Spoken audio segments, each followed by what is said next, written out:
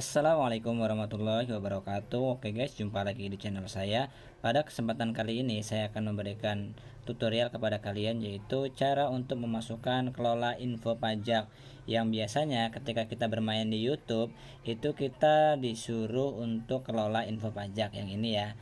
Dan bisa juga kalian bisa lihat di pembayaran ini, biasanya kalau pajak belum dikelola atau belum kita aktifkan atau belum kita isi formulirnya, maka akan ada peringatan seperti ini. Nah, kalian bisa klik ini atau kalian bisa klik di kelola info pajak ini. Oke, setelah itu kita scroll ke bawah ya. Dan kita klik tambah info pajak di sini. Kita scroll lalu kita mulai formulir pajak. Kita isi ya untuk formulirnya. Setelah itu nanti kita akan diarahkan ke sini untuk mengisi email kita. Dan di sini akan kita masukkan untuk passwordnya. Setelah kita masukkan password lalu kita klik berikutnya, maka kita akan dibawa ke halaman ini. Lalu kita klik untuk info pajak Amerika, bisa kalian baca. Nah, ini kita klik untuk perorangan, lalu kita klik berikutnya. Apakah Anda warga negara penduduk Amerika Serikat? Klik tidak. Setelah itu kita klik berikutnya, lalu kita scroll ke bawah, dan ini di sini ada formulir pajak W8. Di sini bisa kita klik untuk W8 BIN ini ya, yang paling atas. Lalu kita klik untuk mengisi formulirnya. Kita klik. Nah, maka kita dibawa ke halaman ini untuk nama sudah, lalu kita klik untuk wilayah langsung ya. Negara Indonesia kita pilih karena kita tinggal di Indonesia. Dan untuk info pajak atau NPWP, karena saya tidak menggunakan NPWP, maka cukup saya tulis Indonesia saja di sini. Jadi untuk kalian yang tidak punya NPWP tidak masalah seperti itu. Lalu kita klik berikutnya. Di sini kita isi untuk kotanya atau alamatnya. Pertama Indonesia, kedua ini alamat saya ya, saya tulis karena saya sudah pernah menulis, jadi di sini sudah ada ya. Kita klik di sini. Jadi untuk kalian yang belum mengisi ya, kalian tulis dengan lengkap ya.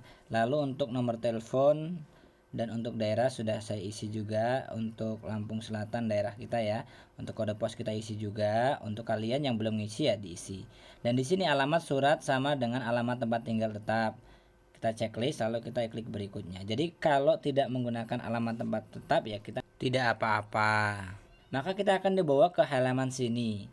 Setelah itu kita klik di sini, apakah Anda mengklaim tarif pemotongan pemungutan pajak yang lebih rendah berdasarkan perjanjian pajak? Kita klik ya di sini ya. Setelah itu kita checklist di sini, lalu kita pilih negara Indonesia. Ya, dan kita di sini ada 3 checklist ya. Ini harus kita checklist semua. Tujuannya supaya ketika kita daftar nanti tidak bermasalah. Di sini kita disuruh untuk mengatur pasal-pasal yang ada di dalam surat ini. Nah, ini untuk tarif perjanjian yang lebih rendah kita klik 0 supaya pemotongannya tidak banyak. Dan di sini kita checklist ya. Alasan dan lain-lain kita checklist peraturan-peraturan yang telah berlaku. Nah, di sini kita checklist lagi. Lalu kita pilih untuk pasalnya, kita klik untuk pasal 13 ayat 2 kita pilih. Setelah itu tarif pemotongan kita pilih 10%. Kita klik. Setelah itu kita checklist yang ada di sini dan kita checklist lagi yang ini. Lalu untuk pasalnya kita isi 13 ayat 2. Kita pilih untuk 10% tarif potongannya. Kita klik. Kita checklist lagi. Dan di sini kita sudah. Lalu kita klik berikutnya, masuk ke tahap keempat. Selanjutnya di pratinjau dokumen yang keempat ini kita klik saya menyatakan bahwa saya telah meninjau dokumen pajak yang telah dibuat sejauh pengetahuan saya. Nah, ini kita checklist. Setelah kita checklist kita klik berikutnya, tahap kelima sertifikasi. Di sini kita ketik untuk nama lengkap kita. Nama resmi ya, yaitu nama yang ada di rekening kalian. Jangan nama samaran atau nama inisial, jangan. Kita ketik di sini benar-benar nama yang ada di rekening kita, nama lengkapnya. Setelah itu di bawah sini kalian bisa pilih dari salah satu ini. Kita klik ya yang ada di sini tentang tanda tangan pemilik, ya saya adalah orang yang tercantum di bagian tanda tangan ini. Maksudnya kita yang mempunyai akun ini gitu ya. Setelah itu kita klik berikutnya. Kita masuk ke aktivasi dan layanan yang dijalankan di tahap yang keenam. Di tahap yang keenam ini bisa kita baca ya, pernahkah individu atau entitas yang disebut di bagian identitas pajak melakukan aktivasi dan layanan apapun untuk Google DAS? Kita pilih tidak, lalu kita checklist di bawahnya. Setelah itu di sini bisa kita baca. Nah, saya memberikan info pajak untuk profil pembayaran. Ini kita checklist juga atau kita klik. Setelah itu kita klik berikutnya.